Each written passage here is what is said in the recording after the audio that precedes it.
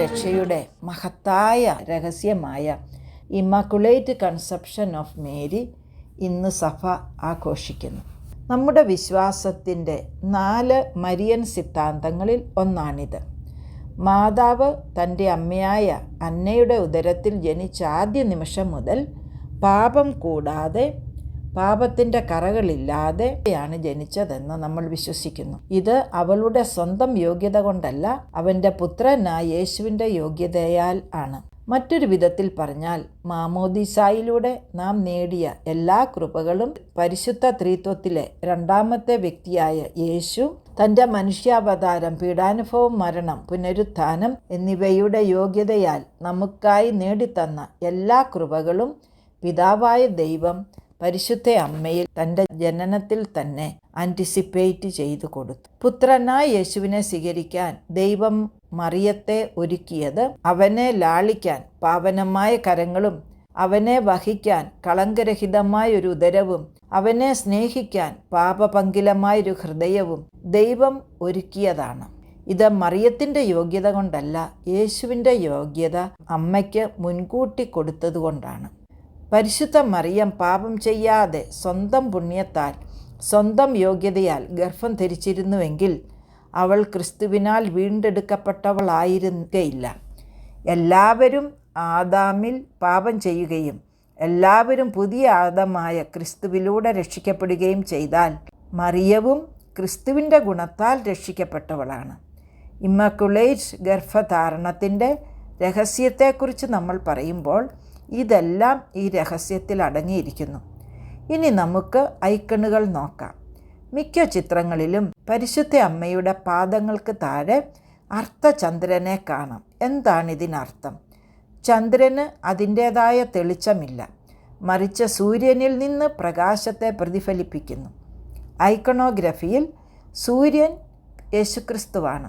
മറിയത്തിൻ്റെ കാൽ കീഴിലുള്ള ചന്ദ്രൻ അർത്ഥമാക്കുന്നത് അവളുടെ പ്രകാശം യേശുവിൽ നിന്നാണ് എന്നത്രേ. രാത്രിയുടെ ഇരുട്ടിൽ ചന്ദ്രൻ പ്രകാശിക്കുന്നു. അന്ധകാരം പാപപൂർണമായി മനുഷ്യത്വത്തെയും, ചന്ദ്രൻ വിശുദ്ധിയെയും പ്രകാശത്തെയും പ്രതീകപ്പെടുത്തുന്നു.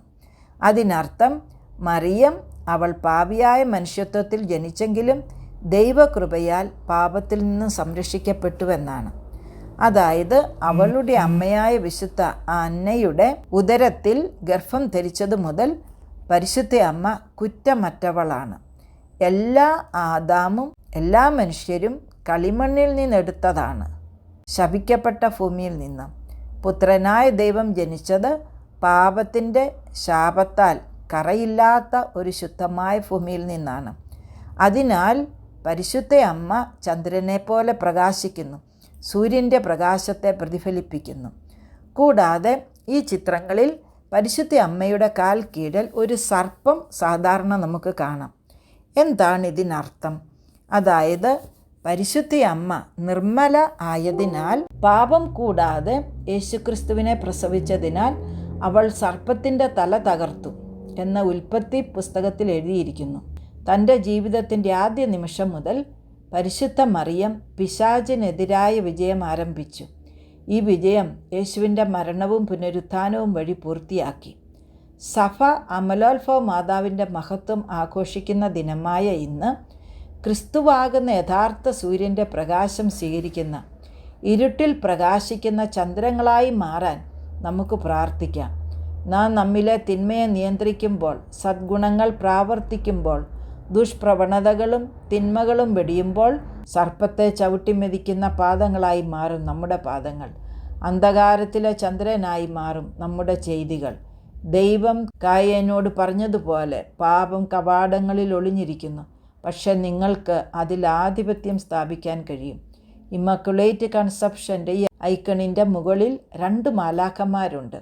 ഒരാൾ അവളുടെ മകൻ കുടിക്കാനിരിക്കുന്ന പാനപാത്രം കാണിക്കുന്നു. മറുവശത്ത് മാലാഖ അവളുടെ വിശുദ്ധിയുടെ പ്രതീകമായ ലില്ലിപ്പൂ വഹിക്കുന്നു. നീല, വെള്ള, പേർപ്പിൾ എന്നീ നിറങ്ങളിലുള്ള വസ്ത്രം അവളുടെ കളങ്കമില്ലാത്ത രാജകീയ അവസ്ഥയും കാണിക്കുന്നു. ഇന്ന് നമുക്ക് പ്രാർത്ഥിക്കാം. പരിശുദ്ധ അമ്മേ, തമ്പുരാൻ്റെ അമ്മേ, പാപികളായി ഞങ്ങൾക്ക് വേണ്ടി എപ്പോഴും ഞങ്ങൾക്ക് വേണ്ടി പ്രാർത്ഥിക്കണമേ എന്ന്.